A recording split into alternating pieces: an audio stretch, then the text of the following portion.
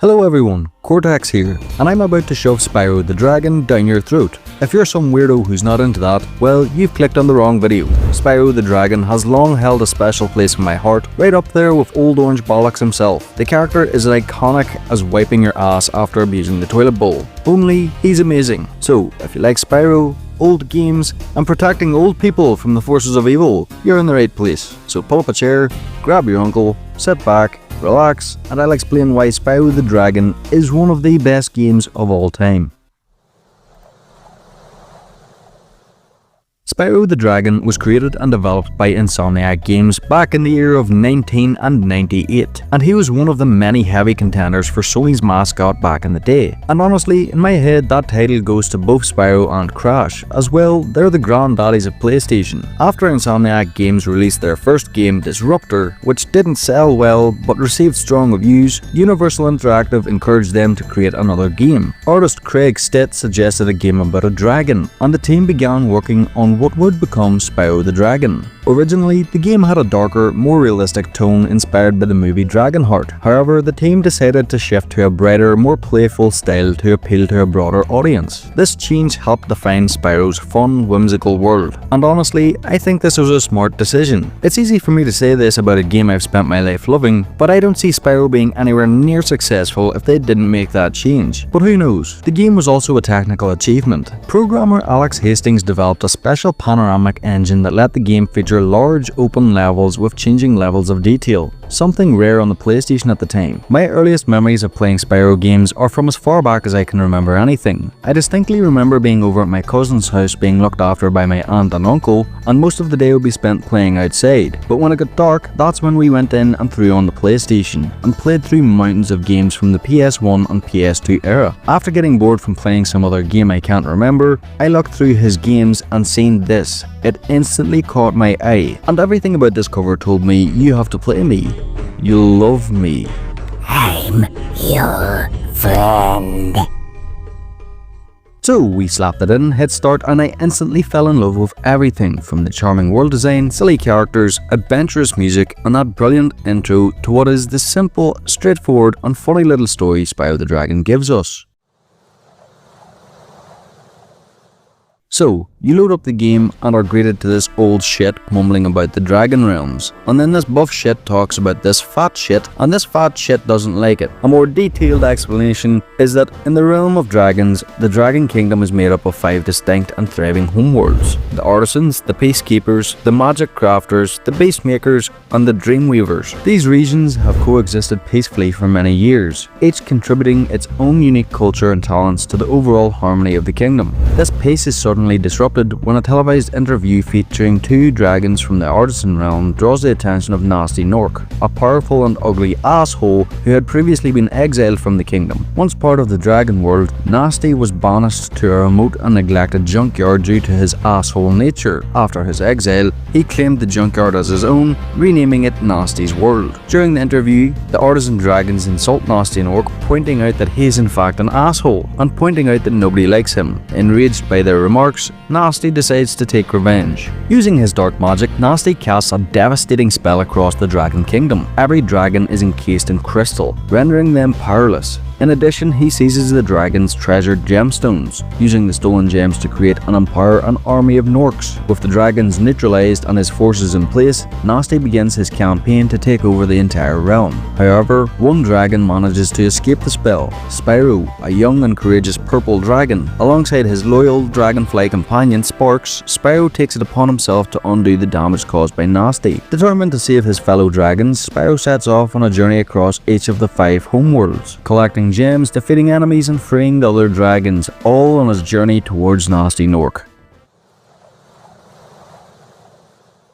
The gameplay in Spyro is top tier. The controls are snappy and responsive, and Spyro feels just right to control, if a bit weighty at times. Being a dragon, Spyro can use his wings to glide and fly, but he can only fly during certain stages or when the game is loading, of course. I'll talk about those flying stages later, but for right now, the gliding mechanics work beautifully. It feels incredibly satisfying to glide from one platform to another successfully, but punishing if you fail, though it always feels fair. Gliding is simple to use but takes practice to truly master. Then there's charging. charging, which turns Spyro into a speeding train. He'll destroy almost anything in his path, except for certain enemies and items. The drawback is that it makes controlling Spyro a bit stiffer, and turning becomes harder, but that makes sense and feels natural given the boost in speed. And finally, there's the fire breath, easily Spyro's most satisfying ability. You can set these green bastards on fire, break open baskets to collect gems, and even singe surfaces. It feels amazing. The flame has such a wide spread that you're almost guaranteed to hit enemies as long as you're close enough and roughly facing the right direction. Now, the health bar on Spyro is both simple and creative. This little yellow flying banana with eyes, that's Sparks, Spyro's dragonfly buddy. He acts as your health indicator. Yellow means full health and lets you take 4 hits. Blue means you've got 3.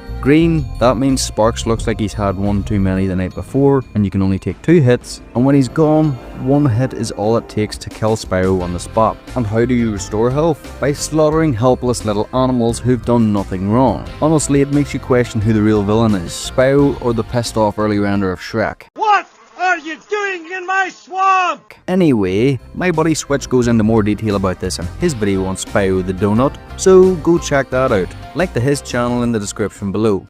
What a nice young man to offer.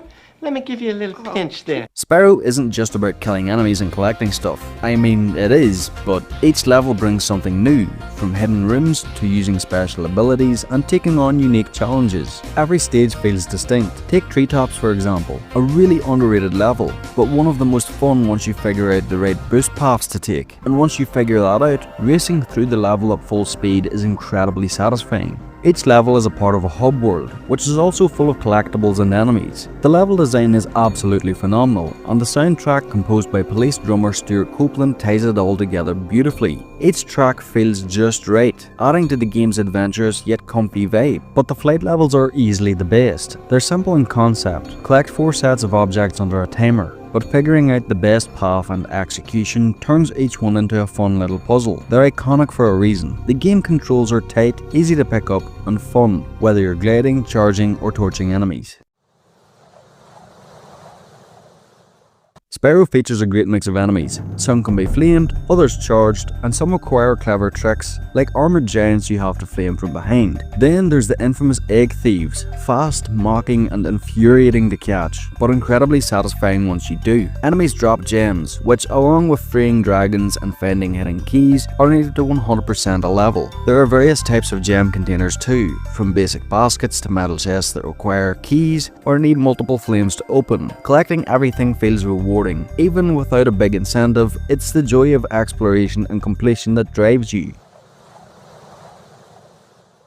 The boss fights in Spyro are easily the most disappointing aspect of the game, and I really hate to complain about something in a game that I love so much, but I can't just praise it for everything. The boss fights are lacking in any sort of challenge. There's no character to these bosses, there's no dialogue, no cutscene. There's nothing funny or memorable about any of these guys. For the most part, each boss is basically just chasing, dodging, and burning them 3 times, with the exception of Metalhead, and even then he's not that great either. You just break some electric posts and flame him a couple of times. But the real letdown is Nasty Nork. Seriously, everything was leading up to this confrontation. The entire game kicked off because of him. He's the reason Spyro's on this adventure. He's the reason we've collected all the gems. He's the reason we freed all the dragons. And what is the final confrontation? It's a crappy chase level, and you burn him twice and that's it. Game over. End boss complete. No ping pong dialogue, no back and forth, no quotes or cutscenes or nothing. It's just done. And that is honestly the most disappointing thing about the game. Everything's been leading up to this point, all for the game to just give us this unclimactic ending. Honestly, it's as bad as the Cortex boss fight at the end of Crash 2. In conclusion, Spyro the Dragon is a charming and timeless platformer that still holds up today, with its colourful worlds, smooth controls, and endearing characters. It's a joy to play from start to finish. The open level design encourages exploration, and Spyro's gliding and flame-breathing mechanics are fun and fluid. It's a standout title that helped define the PS1 era and my childhood as a whole, despite the shitty boss fights. I recommend you play the reignited version however, as the nice graphics and slightly sharper controls just enhance the overall experience. But you can't go wrong with either version of the game, honestly. And well, that's all from me. If you enjoyed the video, don't forget to leave a like and subscribe to get a free old man and a free dragonfly. Thanks for watching and have a great day. Now, I'm off to fantasize about having a bath with Nasty Nork.